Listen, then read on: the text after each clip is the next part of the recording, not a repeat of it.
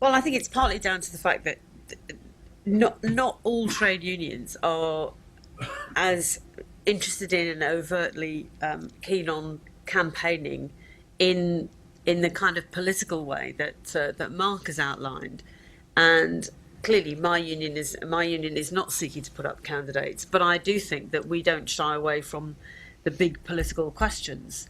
In fact, there was a motion at my conference that we should ask for the politics to be taken out of education, and that, I mean, it's such an odd thing for a teachers union to say, because clearly education is highly political. Now you could say, well, we don't want all the kinds of changes that happen in education, so in that sense it might be quite good if you had something that was consistent policy.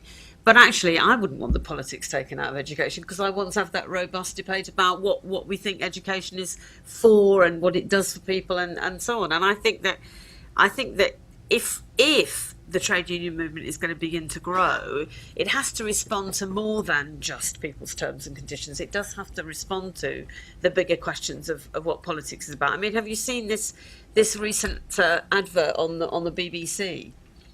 I don't know why they're running it actually, but it's just like it's an advert that's just for the politics is about everything, and it's a question. It says, is it about the air we breathe, and is it about this, and is it about that? And I think that's a really good thing, and I think that we ought to be exposing more younger people to the questions of what politics are about, and what trade unions can do. I mean, I think that probably there's scope for the TUC to produce a kind of video that the Australian trade union movement produced, which was on the kind of Monty Python stuff about what's the trade union movement ever done for us, and it concludes at the end of 10 minutes that actually the trade union movement has done everything for workers in Australia, and what a parlous state that they would be in without trade unions. But those are all highly political things. They're not just about people's terms and conditions.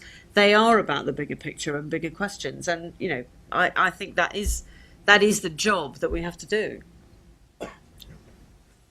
Well, only the point you make is right, and we're never going to get a fair hearing in the mass media, particularly when it's owned by billionaires whose interest it is often to enforce the status quo.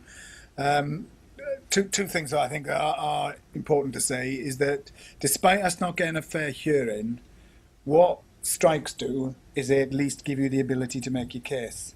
And I wouldn't underestimate that in the pensions dispute, every time we had a strike, and Christine and others were able to go on the media and go head to head with the government, I think most people's assessment was the government were actually exposed because they didn't have any of the detail. And then you even ended up having, presenters taking a mickey saying they'd gone to ground.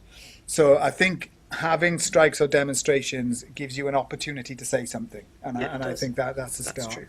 I also think, and I am a technophobe, but I do think the advent of social media raises all sorts of opportunities for us. And in this sense, we're behind the game of the sort of UK Uncuts and the Occupy movement and all the others. I was on radio once and somebody texted me to say that I was trending more than Justin Bieber. And my answer to that is, what's trending and who's Justin Bieber? Because it was all gobbledygook to me. But actually, what we have done at PCS now is we have dedicated staff whose job it is to do Facebook, to do Twitter, to really. And they tell me, and I take their word for it.